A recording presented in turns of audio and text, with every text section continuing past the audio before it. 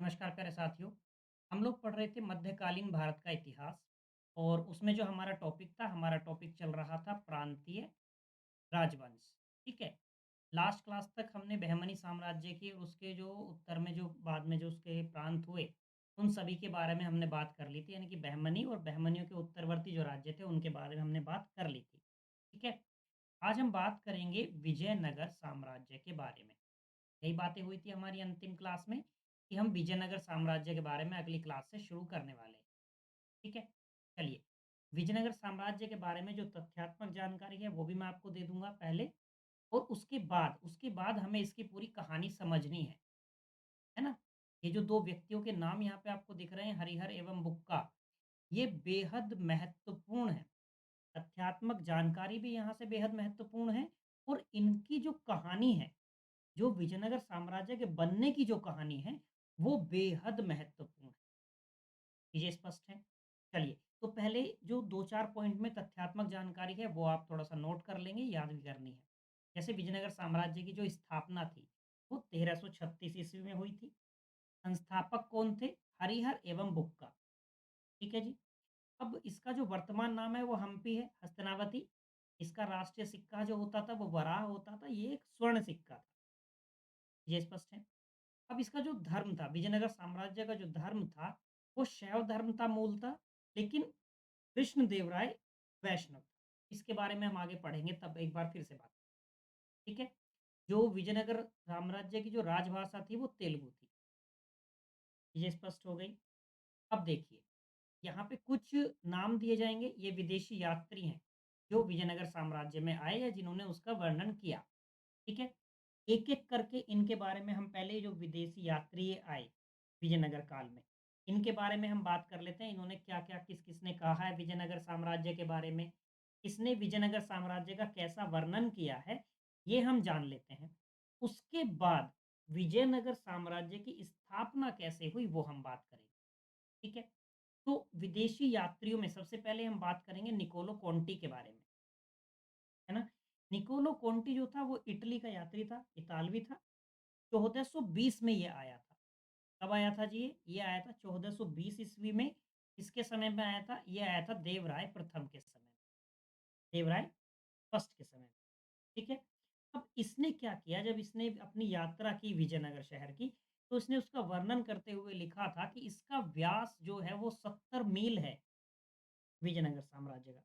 ठीक है? इसकी दीवारें जो है वो पहाड़ों तक जाती हैं, और इस नगर में 90,000 से ज़्यादा व्यक्ति अस्त्र-शस्त्र चलाने में कुशल हैं, योग्य हैं। ठीक है? यानी कि इसने एक चीज़ जो अलग की थी, वो ये थी कि भारत में जो अन्य राजा थे, उनकी तुलना में इसने कहा कि विजयनगर के जो राजा थे, वो भारत के सर्वशक्तिमान राजा थे। किसके? विजयनगर साम्राज्य। बातें स्पष्ट हैं? अब इसके बारे में आपको याद क्या रखना है? तो याद रखने वाला तथ्य ये है कि इसने विजयनगर काल में जो दास प्रथा थी, उसका विस्तृत वर्णन किया था। तो आपसे ये पूछ सकता है कि किस विदेशी यात्री ने विजयनगर साम्राज्य में प्रचलित दास प्रथा का वर्णन किया था? एक तथ्य तो ये है, आपको नाम दे देगा, निकोलो कोंटी दे दिया, बारबोसा दे दिया, निकिकिन दे दिया, सीजर फ्रेडरिक दे दिया या नूनिज दे दिया। ठीक है, निकितिन भी नाम दे सकता है, अब्दुल रज्जाक नाम दे देगा। बात स्पष्ट है? तो आपको बताना है किसने, तो याद रखना है निकोलो कोंटी ने विजयनगर साम्राज्य में प्रचलित दास प्रथा का वर्णन किया था। ठीक है? दूसरा तथ्य ये है कि इस समय दासों के क्रय-विक्रय को क्या संज्ञा दी जाती थी? तो इस समय जो दासों का क्रय-विक्रय होता था, उसको वेश्यवग कहा जाता। बात स्पष्ट हो गई? तो इसकी कहानी क्या थी और इसके बारे में जो याद करने वाली 2 बातें थी, वो हमने आपको बताई। ठीक है? अब अगले यात्री के बारे में देखेंगे।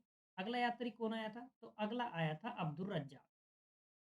ठीक है जी, कौन आया? अब्दुल रज्जाक आया। कहाँ का था? ये फ़ारसी यात्री था, भारत से आया था।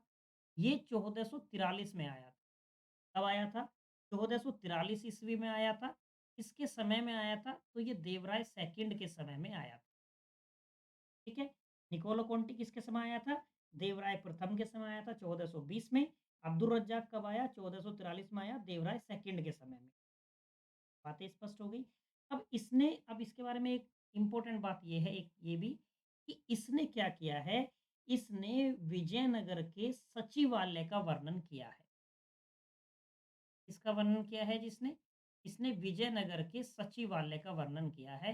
ये जो सचिवालय जो है इस प्रकार के तथ्य यूपी पीसीएस के पसंदीदा होते हैं और बीपीएससी के भी पसंदीदा होते हैं।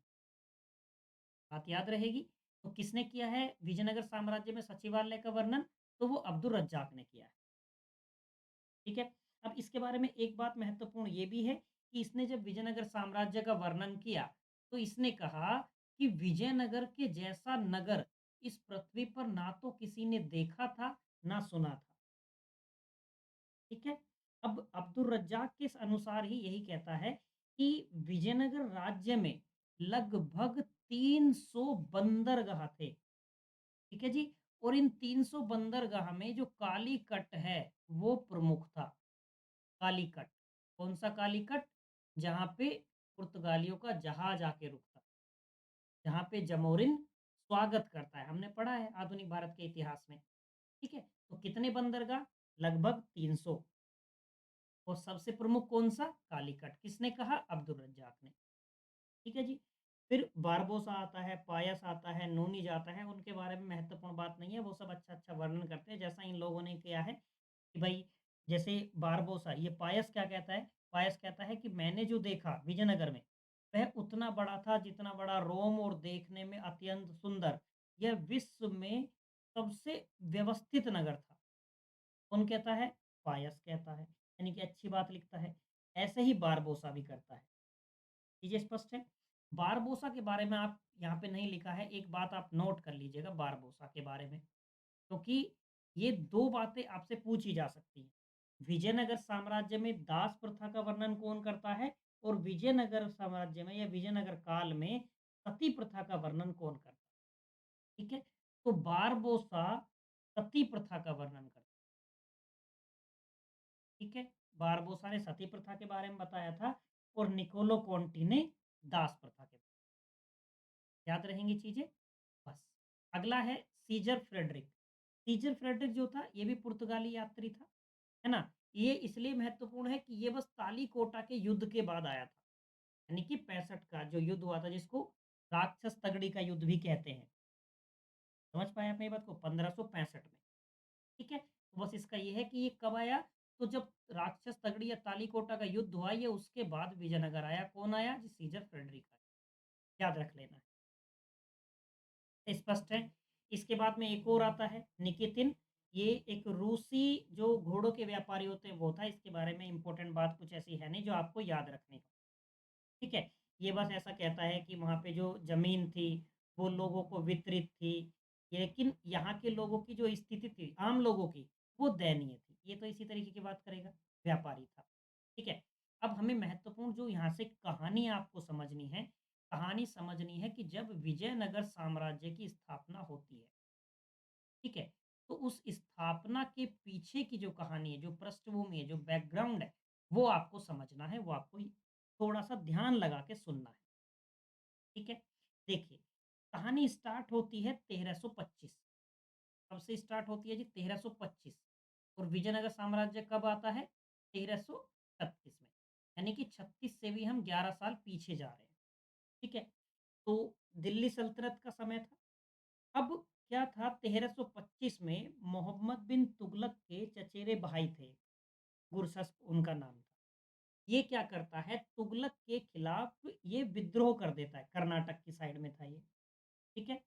अब जब विजय ये इसको दबाने के लिए, इस विद्रोह को दबाने के लिए तुगलक जो है वो खुद आता है ना? एक तो भाई की बात भी थी, चचेरा भाई है और दूसरी बात वो गुस्सा भी इसी वजह से होगा कि ये चचेरा भाई होके विद्रोह कर रहा है, तो वो उस विद्रोह को दबाने के लिए स्वयं दक्षिण में आता है ना? तो अब जो उसका भाई था, चचेरा भाई बहाउद्दीन गुरशस्प उसका नाम था, वो क्या करता है, वो भाग जाता है। जब उसको जैसे ही खबर मिलती है कि तुगलक खुद आ रहा है सेना लेके, तो वो भाग खड़ा होता है कर्नाटक में सागर नामक एक स्थान था वहाँ से। जब वो वहाँ से भाग जाता है, तो भागकर क्या करता है, कर्नाटक में ही एक स्थान था कंपिली, ठीक है? कौन-सा स्थान था? कंपिली, याद रखिएगा अभी इसका बार-बार ज़िक्र आएगा। तो वो कंपली के राजा के पास चला जाता है, शरण ले लेता है। अब तुगलक क्या सोचता है कि कहीं न कहीं इस रंजिश में, इस साजिश में कंपली का जो राजा है, वो भी मिला हुआ है। अब इसीलिए उसने मेरे भाई को शरण भी दी है। तो होता क्या है कि तुगलक जो है उस राजा के खिलाफ, कंपली के राजा के खिलाफ भी युद्ध स्टार्ट कर देता है। तो तुगलक को उसमें विजय मिलती है। मोहम्मद बिन तुगलक जो है कंपली को जीत लेता है। जब वो वहाँ पे उसको जीतता है तो कंपली में ही 2 अधिकारी थे, जिनका नाम था हरिहर एवं बुक्का। ये दोनों भाई थे, ठीक है? वो इन दोनों भाइयों को बंदी बना लेता है और बंदी बनाने के बाद उनको क्या कहाँ ले जाता है? उनको दिल्ली ले जाता है। ठीक है जी।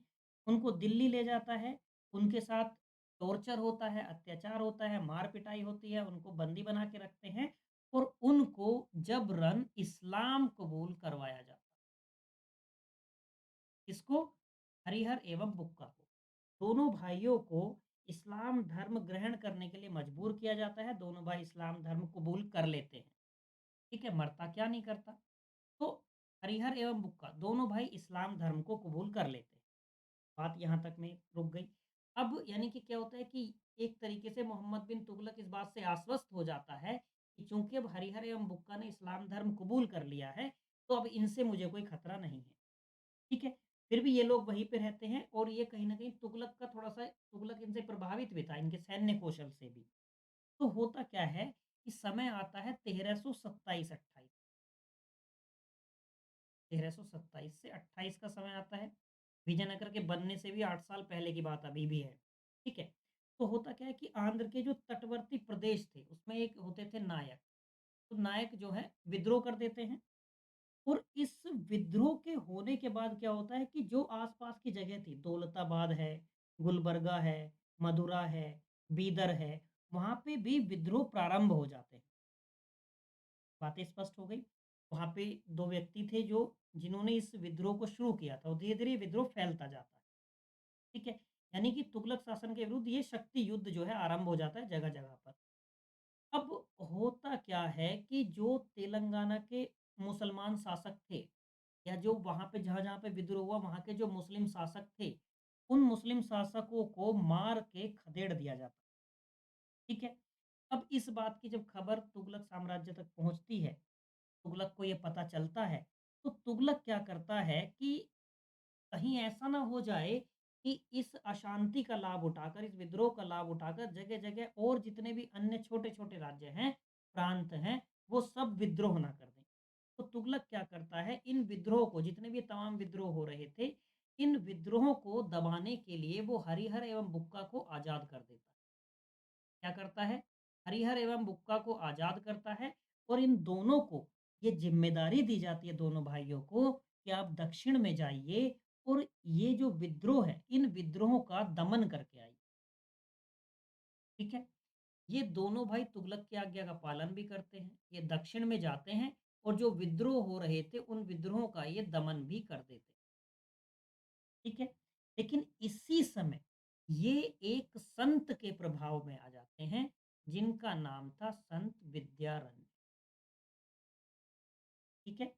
ये इन संत के प्रभाव में आते हैं, ये उनसे मिलते हैं, उनसे प्रभावित होते हैं और विद्यारण्य को अपनी जितने भी इनके साथ में जो भी आप बीती हुई थी, वो सब बताते हैं कि किस तरीके से कंपली की विजय हुई, फिर वहाँ से इनको बंदी बना के दिल्ली ले गया, फिर इनको इस्लाम धर्म जबरन कबूल करवाया गया और फिर दक्षिण के इस विद्रोह को दमन करने के लिए उनको भेजा गया। इसलिए इन्होंने वहाँ का दमन किया है विद्रोहियों का। तो विद्यारण्य क्या करते हैं, इनको अपने गुरु के पास ले जाते हैं। ठीक है? इनके गुरु जो थे, वो श्रृंगेरी के मठाधीश भी थे, उनका नाम था विद्यातीर्थ। ठीक है? विद्यारण्य के गुरु का नाम क्या था? विद्यातीर्थ। समझना ध्यान से और ये दोनों नाम याद रखना। ठीक है? अब विद्यातीर्थ के पास ले जाता है, फिर उनको सारा घटनाक्रम बताया जाता है, अवगत कराया जाता है कि इनके साथ क्या-क्या हुआ है। तो विद्यातीर्थ विद्यारण्य को ये कहते हैं कि आप इन्हें पुनः हिंदू धर्म में दीक्षित कीजिए, फिर से इन्हें हिंदू बनाइए। तो विद्यातीर्थ की अनुमति लेकर विद्यारण्य क्या करते हैं, इनको फिर से हिंदू धर्म में दीक्षित करते हैं और फिर से इन्हें हिंदू धर्म अंगीकार कराते हैं। ठीक है जी? अब ये घटनाक्रम का जो तारीख है वो हो जाता है 1336। ठीक है? अब इस 1336 में हरिहर एवं बुक्का ये दोनों जो है हिंदू धर्म में फिर से दीक्षित हो गए, इन्होंने हिंदू धर्म अंगीकार कर लिया। और यहीं पे हरिहर क्या करता है कि हरिहर और बुक्का दोनों ही भाई थे। ये क्या करते हैं, हम्पी, हस्तिनावती यानी कि आप कह सकते हैं, ये लोग हस्तिनावती नगर की नींव रखते हैं। ठीक है जी? या आप इसको हम्पी भी कह सकते हैं। किसकी नींव रखते हैं? हम्पी हस्तिनावती राज्य की नींव डालते हैं। है ना? अब इसी समय क्या होता है, तुंगभद्रा नदी जो थी, उसके दक्षिणी तट पर क्या था, अनेगोंडी जगह थी, जिसको राजधानी पहले बनाया जाता है। अनेगोंडी, विजयनगर की जो पहली राजधानी है, याद रखेंगे, अनेगोंडी थी। चीज़ें स्पष्ट हैं? और उसके बाद में एनेगोंडी के सामने ही एक नगर है, विजयनगर, जिसका नाम एक्चुअल में था विद्यानगर। और विद्यानगर क्यों रखा गया था? उन्हीं के नाम पे, विद्यातीर्थ और विद्यारण्य के नाम पे। ठीक है? तो ये विद्यानगर जो कि बाद में विजयनगर कहलाता है, उस शहर की स्थापना करते हैं और बाद में इसको राजधानी में भी तब्दील करेंगे। वो क्यों करते हैं उसका कारण आगे बताएँगे। ठीक है? यही राज्य बाद में क्या होता है कि जो विद्यानगर या विजयनगर जो इन्होंने शहर बसाया, यही बाद में विशाल विजयनगर राज्य बना और विजयनगर उसकी राजधानी बनता है। पहले कौन-सी थी? अनेगोंडी, दूसरी कौन-सी होती है? विजयनगर। ठीक है? और इस साहसिक कार्य को, ये तो एक नगर की स्थापना करना, इस्लाम धर्म से पुनः हिंदू धर्म पे आना, ये अपने आप में साहसिक कार्य है। ठीक है? अब ये जो पूरा साहसिक कार्य है, इस पूरे में हरिहर एवं बुक्का दोनों भाइयों के जो गुरु थे, विद्यारण्य, और एक और नाम आप याद रखेंगे, वेदों के जो प्रसिद्ध भाष्यकार थे सायण, सायण, ये इनके प्रेरणा स्रोत थे। चीज़ें स्पष्ट हो गई? अब बात करते हैं, विजयनगर की स्थापना की बात हो गई। अब हम विजयनगर के जो वंश हुए, विजयनगर में जैसे कुल कितने वंश हुए, उनके बारे में बात करेंगे, फिर एकक के बारे में मैं आपको बताऊँगा। ठीक है? पहले मैं आपको बता देता हूँ कि विजयनगर में कुल कितने राजवंश हुए। ठीक है? कौन-कौन से आपके लिए महत्वपूर्ण हैं, कौन से आपके लिए अति महत्वपूर्ण है, किनको आप छोड़ सकते हैं, बताता हूँ। तो विजयनगर साम्राज्य में कुल 4 राजवंश हुए। ठीक है? एक बार सबका नाम आप बस नोट कर लीजिए, पता होना चाहिए, कभी-कभी मैचिंग वाले में आ जाता है। एक कौन-सा हो गया जी? एक हो गया संगम वंश, ठीक है? फिर एक हो जाता है दूसरा आपका सालुज वंश, सालुज वंश हो जाएगा। एक आपका इसमें आता है तुलुव वंश, तुलुव वंश इसमें एक आएगा। और एक आता है अरावीडू, अरावीडू, या आपको कहीं-कहीं इसका नाम मिलेगा अरीवाडू। स्पष्ट है? अब इसमें जो संगम वंश के संस्थापक थे, हरिहर एवं बुक्का, ठीक है? और सालुव वंश के संस्थापक थे नरसिंह सालू, तुलुव वंश के संस्थापक थे नरसिंह, और अरीवाडू या अरावीडू के वंश के संस्थापक थे तिरुमल या तिरुमाल। ठीक है? तो हम सबसे पहले किसके बारे में पढ़ेंगे?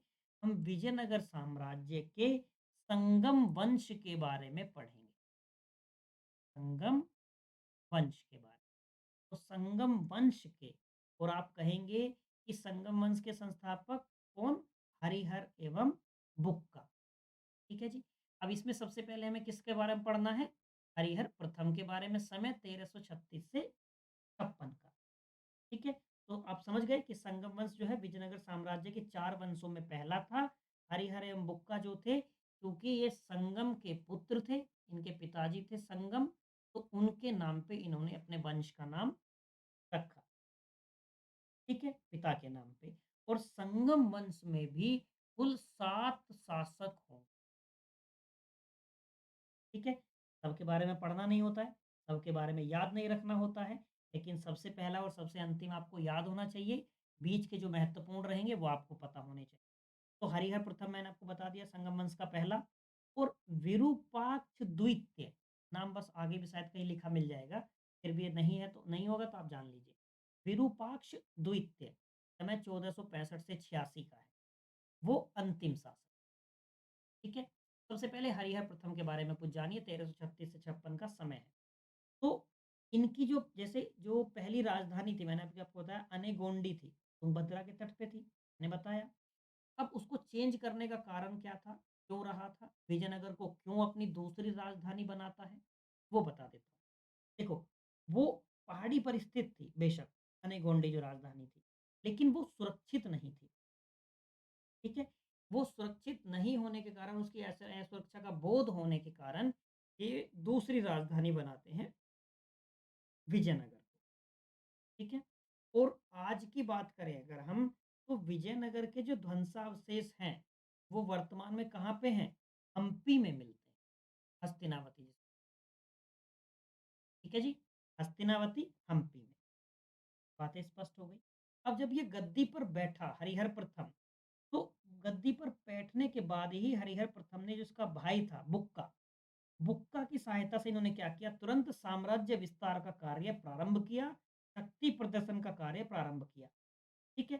तो विजयनगर साम्राज्य की जो सीमाएँ हैं, सीमाओं की अगर हम बात करेंगे, तो उत्तर में ये कृष्णा नदी से, ये भी आपसे पूछा जा सकता है कौन-सी? कृष्णा नदी, ठीक है? कृष्णा नदी से लेके दक्षिण में कावेरी नदी तक विस्तृत हो गई थी।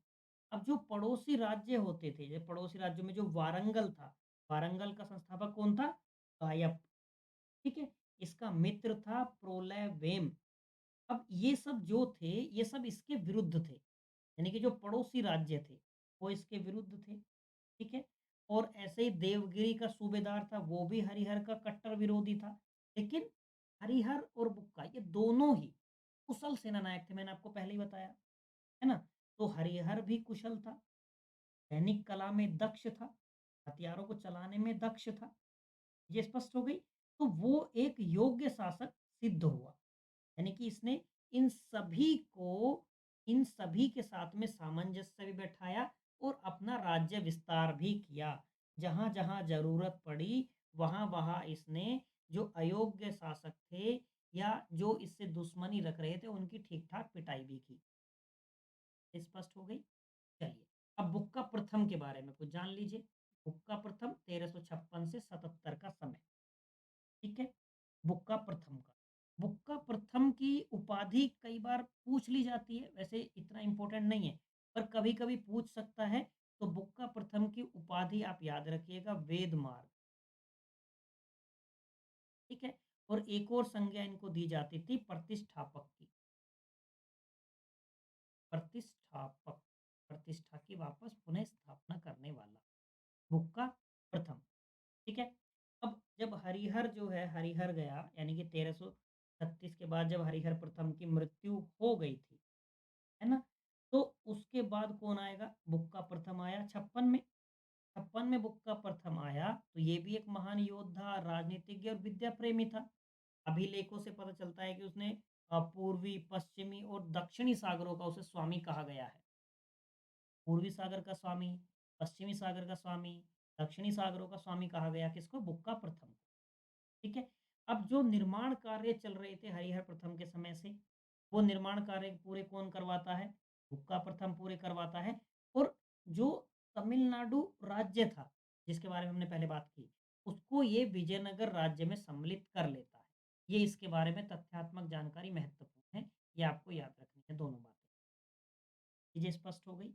अब ये भी अपना शासक चलाएगा क्योंकि इसको वेद मार्ग प्रतिष्ठापक कहा गया है ना? क्यों? क्योंकि इसने जब खुद ये पुनः वापस हिंदू धर्म में आए थे, तो इसने क्या कर दिया? इसने धार्मिक दृष्टि से हिंदू धर्म की सुरक्षा का दावा ठोक दिया और वेद मार्ग प्रतिष्ठापक कहलाया। ठीक है? अब ऐसा नहीं था इसने हिंदू धर्म की रक्षा का दावा किया है, तो ये अन्य धर्मों के खिलाफ हो जाएगा। इसने अन्य धर्मों के प्रति भी सहिष्णुता की नीति का पालन किया। जैनियों को, वैष्णवों को, इन सब के मध्य उसने समन्वय स्थापित किया और इसके समय में आप देखेंगे कई प्रकार की नई टीकाएँ भी लिखी गई हैं, धार्मिक ग्रंथों की। ठीक है? इसने तेलुगु साहित्य को भी प्रोत्साहन दिया है। आर्ट एंड कल्चर पढ़ते हैं, तो वहाँ पे हम पढ़ते हैं इसके बारे में। बातें स्पष्ट हो गई। जो हमने आपसे कहा था कि जो प्रसिद्ध भाष्यकार हैं सायण जिनसे उन्होंने प्रेरणा ली थी, वो सायणाचार को भी इसने प्रश्रय दिया था। चीज़ें स्पष्ट हो गई? चलिए अब 1377 में बुक्का प्रथम की मृत्यु हो जाती है। उसके बाद आते हैं जी बुक्का द्वितीय।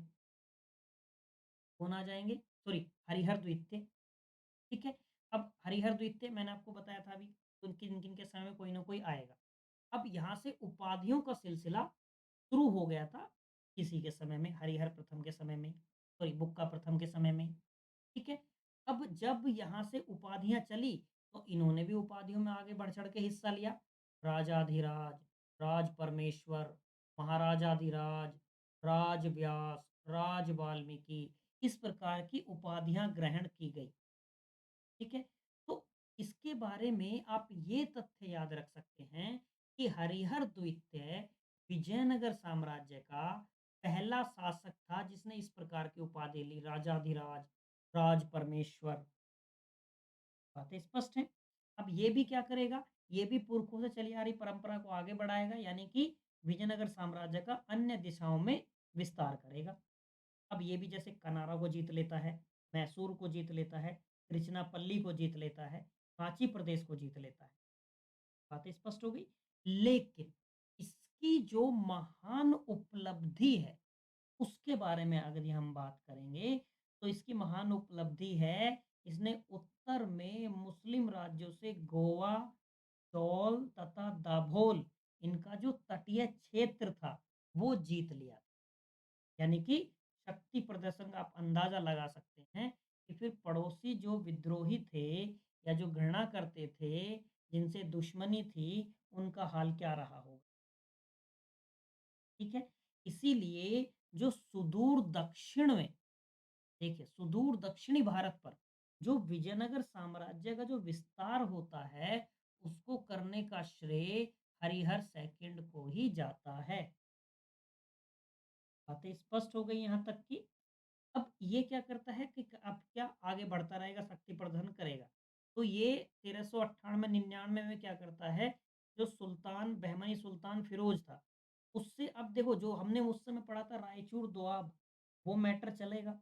तो ये विजयनगर से रायचूर दोआब को जीतने का प्रयास करता है, लेकिन सफल नहीं होता है। कौन? बहमनी सुल्तान। हमने बात की थी रायचूर की, तो आप इससे समझ सकते हैं कि इसकी शक्ति कहाँ तक होगी, इसकी सैन्य कुशलता कितनी होगी, इसके सैनिक किस लेवल के होंगे। ये स्पष्ट हो गई। ऐसा माना जाता है कि हरिहर सेकंड ही था जो श्रीलंका पर इसने जीत प्राप्त कर ली थी और वहां का जो राजा था उससे राजस्व वसूल किया था। कहाँ? श्रीलंका। बात स्पष्ट है यहाँ तक कि श्रीलंका के राज्य से राजस्व वसूल कर रहा है, हरिहर की बात नहीं है। ठीक है? हरिहर सेकंड जो था वो विरूपाक्ष का उपासक था। लेकिन इसने क्या किया? शैव हो गए, वैष्णव हो गए, जैनी हो गए, इन सभी को समान रूप से संरक्षण दिया। ये बात महत्वपूर्ण है। यानी कि धार्मिक सहिष्णुता, याद रखेंगे। ठीक है? विद्वानों को भी ये संरक्षण देता है। इसके यहाँ पे राजव्यास रहेंगे। ठीक है? और जो मतलब जो विद्वान हैं, वो इसको राजव्यास, राज वाल्मीकि ये सब उपाधियाँ कौन देंगे? जब ये दूसरों को प्रश्रय देगा अपने यहाँ पे विद्वानों को, तो वो सभी उपाधि देंगे इस प्रकार की। चीज़ें स्पष्ट हैं यहाँ तक कि जो सायणाचार्य थे, जिनको हम पिछले कई इनके शासकों के समय से ही पढ़ते आ रहे हैं, वो उसके मुख्यमंत्री बने। सायण या सायणाचार्य, दोनों नाम मिलते हैं इसके। बातें स्पष्ट हो गई। और यहाँ तक कि इसके एक अभिलेख में जो एक अभिलेख है उसमें माधव विद्यारण्य जो थे, जो जिनसे प्रेरणा ली थी संत विद्यारण्य, उनको सर्वोच्च प्रकाश का अवतार कहा गया है। ठीक है? जैन धर्म का अनुयायी था, नानार्थ रत्नमाला का लेखक था इरुगापा। ठीक है? वो इसका सेनापति था। समझ गए यहाँ तक की बातें? सेनापति था इसका। अब 1404 में इसकी मृत्यु हो जाती है और इसकी मृत्यु के बाद जो इसके बच्चे थे, जो पुत्र थे, उनमें सत्ता के लिए संघर्ष शुरू होता है और उस संघर्ष को जीतकर देवराय प्रथम 1406 में शासक बनेगा। ये कब मरा? 1404 में। फिर 2 साल क्या चला? इसके बच्चों में सत्ता के लिए संघर्ष हुआ। समझ गए आप मेरी बात को? उनमें देवराय प्रथम फिर जीत कर आया, जो कि अगला शासक बना और 1406 से 22 तक ये रहा, 16 साल। ठीक है जी। अब जैसे ये राज्यारोहण होता है, गद्दी पर बैठता है, तो इसको बहमनियों का विरोध झेलना पड़ता है। इसको आप कह सकते हैं उग्र प्रतिरोध, है ना? क्यों? क्योंकि जो ये अन्य सैनिक थे, उन सबके साथ में कहीं न कहीं क्या चल रहा था, इसकी लड़ाई चल रही थी, बाकी जो राज्य थे और बाकी राज्य अब क्या कर रहे थे कि साझे शत्रु उस संकल्पना पर काम कर रहे थे, साझे शत्रु की जो संकल्पना होती है कि दुश्मन का दुश्मन हमारा दोस्त, उस वाले पे। तो ये सब लोग क्या कर रहे थे, ये सब लोग मिलके सैनिक गठबंधन बना रहे थे। ठीक है? और जो बहमनी शासक था फिरोज शाह, वो क्या करता है, विजयनगर पर आक्रमण करता है और देवराय प्रथम उसमें पराजित होता है। अंत में क्या होता है, दोनों के बीच में एक संधि हो जाती है, जिसमें देवराय प्रथम क्या करते हैं, अपनी पुत्री का विवाह कर देते हैं फिरोज शाह से। ठीक है? और बांकापुर जगह थी, वो दहेज में दे देते हैं। बात स्पष्ट हो गई।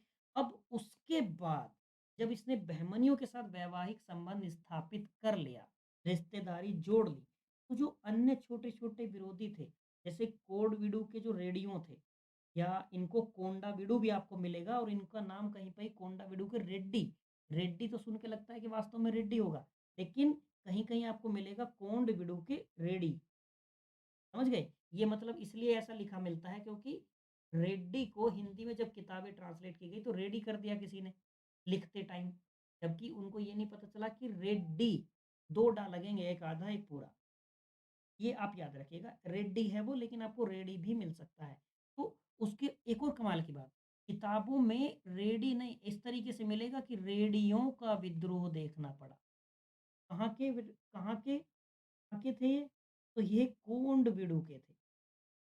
बातें स्पष्ट हो गई? तो आपको क्या मिल जाएगा? रेडियो की जगह रेडियो लिखा मिल जाएगा। ठीक है? यानी कि जब रेडियो लिखा हो तो आपको उसे इस तरीके से पढ़ना है कि एक इसमें आधा है और एक इसमें पूरा है। तो आप इसको इस तरीके से पढ़ लेंगे। बातें स्पष्ट हो गई? ये उनके विरुद्ध करता है। अब इस तरीके से इसका क्या होता है कि कहीं न कहीं सामंजस्य वाली चीज़ें करता है, किसी से लड़ाई-झगड़े भी होते हैं, लेकिन फिर भी इसकी कुछ उपलब्धियाँ रहेंगी 16 सालों में। उन उपलब्धियों के बारे में बताता हूँ। देखो, ये तो मैंने आपको बताया कि एक महान सैनिक था, राजनीतिज्ञ भी था, निर्माता भी था अच्छा। इसकी जो प्रमुख उपलब्धि है, वो इसकी सिंचाई योजनाएँ हैं। ठीक है? ये तुंगभद्रा नदी पर बाँध बनवाता है। बातें स्पष्ट हो गई? क्या करवाता है? बाँध बनवाता है। क्यों बनवाएगा? जिससे विजयनगर के लिए आगे नहर निकाली जाएँगी, कृषि का अत्यधिक विकास होता है और ऐसा हुआ भी। समझ गए? यानी कि इसने तुंगभद्रा से अपनी राजधानी जो विजयनगर थी, वहाँ तक 24 किलोमीटर लंबे एक जल सेतु या जल प्रणाली कह सकते हैं, उसका निर्माण करवाता है। और इससे क्या हुआ कि जब जल प्रणाली का निर्माण हुआ, तो राजधानी में जो जल अभाव की समस्या थी, वो खत्म हो गई। बातें स्पष्ट हो गई? अब देवराय प्रथम ने इसीलिए क्या किया, सिंचाई के लिए जो हरिहर नदी थी, हरिहर भी नदी थी, उस पर भी ये क्या करेगा, बाँध का विकास करेगा। ठीक है? यानी कि जो बाँध बनाने की जो योजनाएँ थी, उनको भी ये प्रोत्साहन देता है। यही है देवराय प्रथम जिनके बारे में बताया कि इसके समय में निकोलो कोंटी आता है 1420 में, जो दास प्रथा का वर्णन करता है, जिसको दास प्रथा का जो क्रय विक्रय था उसको वेश्यवग कहा जाता है। ठीक है? बात स्पष्ट हो गई? और निकोलो कोंटी 1-2 चीज़ें और करता है। निकोलो कोंटी क्या बताता है कि इसके समय में जो त्योहार थे, दीपावली, नवरात्र, उनका वर्णन करता है। इसके समय में जो बहु-विवाह, इसका वर्णन करता है और जो कहीं-कहीं कुछ जगह पर सती प्रथा थी, उसका वर्णन करता है। लेकिन सती प्रथा का जो मैंने आपको बताया कि जो अच्छे से विस्तार से जो वर्णन करता है, वो कौन करता है? मैंने आपको उसका भी नाम बता दिया। ठीक है? मैं आपको अच्छे से उन दोनों के बारे में बताया था। निकोलो कोंटी क्या करेगा? दास प्रथा। ठीक है? बारबोसा क्या करेगा? सती प्रथा। अब देखिए, आपके मन में ये आ सकता है कि निकोलो कोंटी ने भी तो सती प्रथा का उल्लेख किया है। लेकिन जो बारबोसा था, वो अच्छे से वर्णन करता है। मतलब उसने यहाँ तक भी बता दिया था कि किन-किन की जो है सती होती थी और किन-किन में ये सती वाला मामला नहीं चलता था। कौन-सी जातियों में सती चलती थी, कौन-सी में नहीं। जैसे ये कहता है कि ब्राह्मण, लिंगायत और जो चेट्टी होते थे, उनमें सती प्रथा प्रचलित नहीं थी। जबकि निकोलो कोंटी इस प्रकार की बातें नहीं करता, वो बस सती प्रथा के बारे में बता देता है। हाँ, वो दास प्रथा का विस्तार से वर्णन करता है। इसलिए परीक्षा में सती प्रथा की बात आएगी तो आपको बारबोसा वाली बात याद रखनी है। दास प्रथा की बात आएगी तो आपको निकोलो कोंटी का नाम याद, बातें यहाँ तक की मेरे हिसाब से स्पष्ट होंगी। ठीक है? अब हम आगे चल सकते हैं। हम देवराय सेकंड की तरफ मूव कर सकते हैं। चलिए, अब देवराय सेकंड के बारे में जान लीजिए। 1422 से 46 तक का समय, 24 साल ये रहेगा। इसको एक उपाधि बेहद महत्वपूर्ण है और यूपी में तो ये पूछा भी जा चुका है। ठीक है? गज बेटकर की उपाधि यानी कि हाथियों का शिकारी। ठीक है? एक इसकी उपाधि थी इम्मादी देव राय या प्रौढ़ देव राय। बात स्पष्ट हो गई। अब देखिए, जो सामान्य जन थे, वो देवराय सेकंड को जो हिंदू पौराणिक आख्यान थे, उनके दैवीय शासक इंद्र का अवतार मानते। ठीक है? इंद्र भगवान है, इसको इंद्र का अवतार मानते थे आम मानव, देवराय सेकंड को। ठीक है? अब ये संगम वंश का महानतम शासक, जैसे ये गद्दी पर बैठा, तो इसने क्या किया?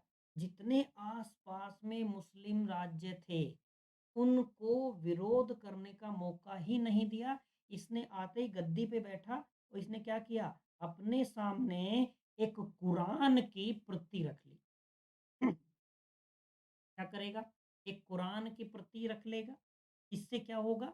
उनको लगेगा कि ये कुरान में विश्वास करने वाला व्यक्ति। चीज़ें स्पष्ट है? और ये क्या करेगा कि मुस्लिम सैनिक जो हैं, उनकी नियुक्ति करेगा। यानी कि कहीं न कहीं जो हिंदू धर्म वाली, हिंदू राज्य वाली, जो एक परंपरा सी चली आ रही थी, ये उसको तोड़ता है। समझ गए? और पहली बार ऐसा होता है विजयनगर साम्राज्य में कि मुस्लिम सैनिकों की बड़े पैमाने पर भर्ती की जाती है। बात स्पष्ट है? कहीं न कहीं ये प्रयास था अन्य मुस्लिम राज्यों के साथ में सामंजस्य बैठाने का। बातें स्पष्ट हो गई। अब इसका समय भी इस तरीके से चलता रहता है। जो एक अब्दुल रज्जाक थे, जो मैंने बताया था फ़ारस के यात्री थे, वो इसके समय में आते हैं। ठीक है? अब देखिए, अब आगे क्या चलेगा, इसकी धार्मिक दृष्टि ठीक-ठाक रही। ये धार्मिक रूप से सहिष्णु था। सांस्कृतिक विकास में इसके यहाँ पे हम देखेंगे, ये स्वयं भी एक संस्कृत का विद्वान था। इसने 2 संस्कृत ग्रंथ, महानाटक सुधानीति और बादरायण, इनके जो इन पर टीका लिखी थी। ठीक है? एक सुधानीति पर और जो बादरायण कृत ब्रह्मसूत्र था उस पर। इसने क्या की? टीका लिखी। बातें स्पष्ट हो गई? इसके संरक्षण में 34 कवि थे जो रहते थे। ठीक है? और दिन दिमा जो था वो इसका दरबारी कवि था। नाम याद रख लीजिएगा क्योंकि ये शासक महत्वपूर्ण है, तो पूछा जा सकता है। बातें स्पष्ट हो गई? यहाँ तक की चीज़ें क्लियर हैं। अब देखिए, कई बार यहाँ पे क्या होता था कि जैसे अभी तक जो परंपरा है, जो हम हमेशा से देखते आए हैं, कि एक शासक की जब मृत्यु हो जाएगी, तभी दूसरा शासक गद्दी पर बैठता था। किंतु यहाँ इसके मामले में थोड़ी-सी चीज़ें अलग हैं। ठीक है? अब देखिए, जैसे मैंने आपको बताया कि ये सब मतलब अन्य धर्मों वालों को भी मानता था और अन्य भाषाओं को भी ये संरक्षण देता था। ठीक है? तो लेकिन एक दिक्कत क्या हुई, इसका भतीजा था मल्लिकार्जुन। ठीक है? जैसे मल्लिकार्जुन जो है, वो उसी के लिए सिंहासन छोड़ा जाता है। अब सिंहासन छोड़ेगा कौन? देखिए, यहाँ पे क्या होता है कि 1446 में ये मर जाता है। अभी हम बताएँ 22 से 46 तक का इसका समय था। तो 1446 में ये मर जाता है ना? जी, ये मरता है, लोग इसका सम्मान भी बहुत करते हैं। इसको कनकाभिषेक सम्मान मिला था, यानी कि इसके ऊपर सोने के सिक्कों की बौछार की गई थी। ठीक है? अब इसके बाद क्या होता है, एक शासक आता है विजय द्वितीय। देवराय द्वितीय के बाद जब ये 46 में मर जाता है, तो आनन-फानन में शासक बनता है विजय द्वितीय। ठीक है? लेकिन विजय द्वितीय गद्दी छोड़ देता है। अब चूँकि देवराय द्वितीय का सबसे नज़दीक था मल्लिकार्जुन, ठीक है? और वो भतीजा भी था विजय द्वितीय का। तो विजयद्वैत जो है वो 1 साल शासन करता है और मल्लिकार्जुन के पक्ष में गद्दी को छोड़ देता है, ठीक है? मल्लिकार्जुन की। अब मल्लिकार्जुन की भी उपाधि जैसे वही जो उपाधि इसने ली थी सेकंड ने, वही ये लेता है इम्मादी देवराय, छोड़देवराय, गजबेटकर, उसी के जैसी उपाधि लेता है। ठीक है? किसके जैसी? जैसे इसके पिता ने ली थी। बातें स्पष्ट हो गई, यहाँ तक की चीज़ें क्लियर हैं।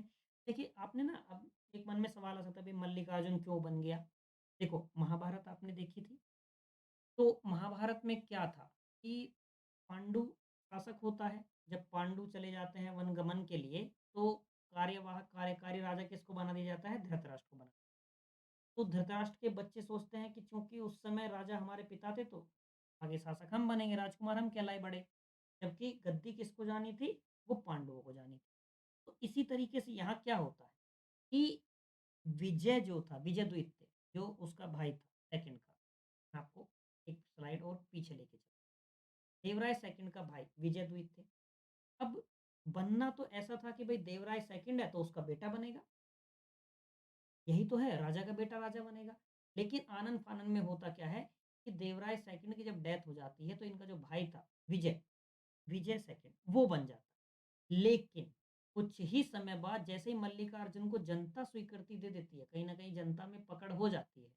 तो देव ये जो होता था विजय सेकंड, वो अपने भतीजे मल्लिकार्जुन के लिए गद्दी छोड़ देता है कि तुम ही इसके हकदार हो, तुम्हारे पिता ही शासक थे तो तुम ही बैठिए। तो ये अपने पिता की तरह सारी उपाधियाँ वही ले लेता है। ठीक है? इसका एक हल्का कारण ये भी कहा जाता है, जबकि इसको इतना बड़ा नहीं माना जाता, कि ऐसा कुछ किताबों में ऐसा मिलता है कि जब इसकी सेकंड की मौत हुई थी, ठीक है? देवराय सेकंड की, तो मल्लिकार्जुन अल्पायु था। ठीक है? वहीं जो आलोचक हैं फिर वो ये कहते हैं कि भाई तो 1 साल में कौन-सा ये वयस्क हो गया और अगर ये वयस्क हो गया तो वयस्क 17 साल मान लेते हैं, तो 1 साल बाद ये 18 का हुआ, तो जितना समझदारी यहाँ है लगभग उतना ही समझदारी यहाँ होगा। कहीं इतिहास में तो 14 साल, 11 साल के लोगों को हमने राजा बनते देखा है। बात स्पष्ट है? तो ये अल्पायु नहीं है। तो कुछ इतिहासकार ये आक्षेप लगाने लगे कि भई ऐसा हुआ होगा कि विजय सेकंड के मन में ये आया होगा कि मैं शासक बन जाऊँ, किंतु जो शासन में सम्मिलित लोग थे, उन्होंने मल्लिकार्जुन के पक्ष में बात रखी होगी। इसलिए वो क्या करता है, दुश्मनी मोल लेने के बजाय गद्दी छोड़ देता है। बहरहाल, जो भी बातें रही हों, मल्लिकार्जुन के पक्ष में उसका चाचा विजयद्वैत जो है गद्दी छोड़ देता है और कहा ये गया उसके द्वारा कि चूँकि राज्यारोहण के समय में मल्लिकार्जुन अल्पायु था। ठीक है? अब यहीं पे क्रिटिसिज़्म इस बात का भी होता है कि फिर जब मल्लिकार्जुन का राज्याभिषेक हुआ था, वो तो उस समय भी अल्पायु था। 1 साल में ही कौन-सा उसको वयस्क बनाने की कोशिश की जा रही थी। बातें स्पष्ट हो गई। अब देखिए मल्लिकार्जुन अल्पायु था। जैसे ही अल्पायु शासक गद्दी पे आया, तो क्या करेंगे आस-पड़ोस वाले? स्थिति का लाभ उठाएँगे। बहमनी शासक भी लाभ उठाएँगे, उड़ीसा वाले लोग भी, ठीक है? कंपिलेश्वर भी, तो ये सब आक्रमण करेंगे। लेकिन मल्लिकार्जुन इन सब के अभियान को विफल कर देता है और अंत में जो गजपति थे, ठीक है? और उनके जो कोंडवीर और उदयगिरि नामक जो 2 जिले थे, किले थे मेनली। उनको ना इसलिए ज़्यादा फ़ेमस इसलिए हुए वो कि उनका महत्व भी इसलिए था क्योंकि वो किलों में तब्दील थे, ठीक है? उनको छीनने में वो सफल रहे थे। बातें स्पष्ट है यहाँ तक की। अब ये 1465 में ये मर जाता है, ठीक है? इसका जो उत्तराधिकारी था कौन था? विरूपाक्ष द्वितीय थे। वो 1465 से 85 तक रहता है। विरूपाक्ष सेकंड। हमने क्लास के शुरू में ही बताया था कि क्या ये अंतिम शासक है संगम वंश का? ठीक है? इसके शासनकाल में दिक्कत ये होने लगती है कि आंतरिक विघटन तो था, साथ-साथ बाह्य आक्रमण भी था, दोनों चीज़ें पैरेलली चल रही थी जिसका फल क्या हुआ? संगम वंश का पतन जो था वो स्टार्ट हो गया। बात स्पष्ट हो गई? जो बहमनी वज़ीर था महमूद गमा के बारे में मैंने आपको बहुत विस्तार से बताया था।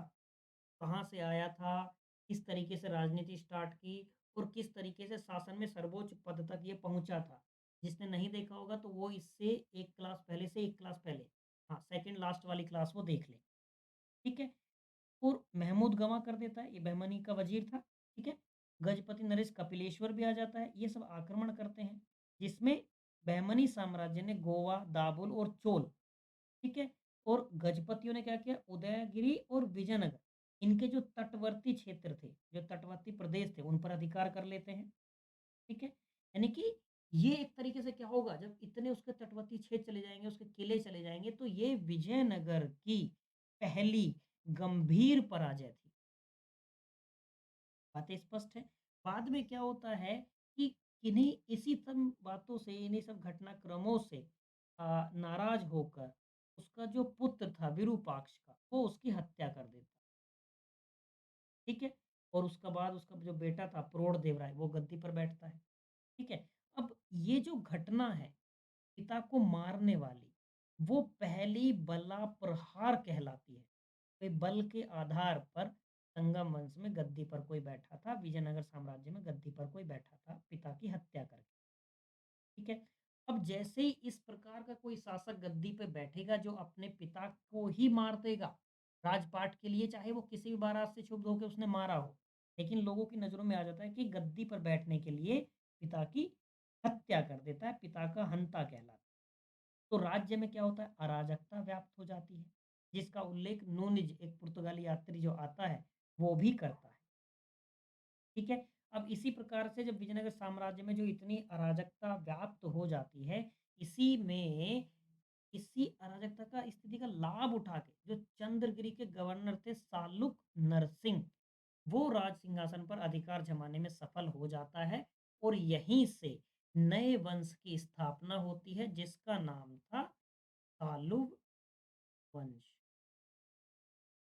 ठीक है? अच्छा, इसका किसी एक किताब में, जाने कौन-सी किताब थी, वाणी थी या क्या था, उसमें इसका नाम सालुक भी लिखा था, सालुक वंश। जबकि सालुब वंश सही होना चाहिए, गलत रहना चाहिए, क्योंकि उनका नाम ही सालुब नरसिंह था। बातें स्पष्ट हो गई। तो विजयनगर साम्राज्य कैसे बना? कैसे-कैसे हरिहर बुक्का जो थे इस्लाम धर्म ग्रहण करने के बाद वापस से हिंदू धर्म में दीक्षित हुए, कैसे राजधानी बदली, कौन-कौन से वंश आए, उन वंशों में पहला संगम वंश था, जिसके बारे में हमने आज पढ़ लिया। ठीक है? यहाँ तक की बातें मेरे हिसाब से सारी स्पष्ट रही होंगी। अगर किसी को यहाँ तक की बातों में कोई डाउट रहा हो, पूरी कहानी समझने में कहीं कोई दिक्कत आई हो, तो क्या करना? सीधे आना नीचे और अपना डाउट लिख देना कमेंट बॉक्स। ठीक है? कहानी सुनकर मज़ा आया हो, पूरी समझ में आई हो तो शेयर कर देना दोस्त के साथ में, और जब इतना तक रुके हो तो एक लाइक बनता है। ठीक है? क्लास पहली बार देख रहे हो, हमारे साथ में हिस्ट्री पहली बार पढ़ रहे हो, तो चैनल को सब्सक्राइब कर लेना और प्लेलिस्ट में जाके देख लेना।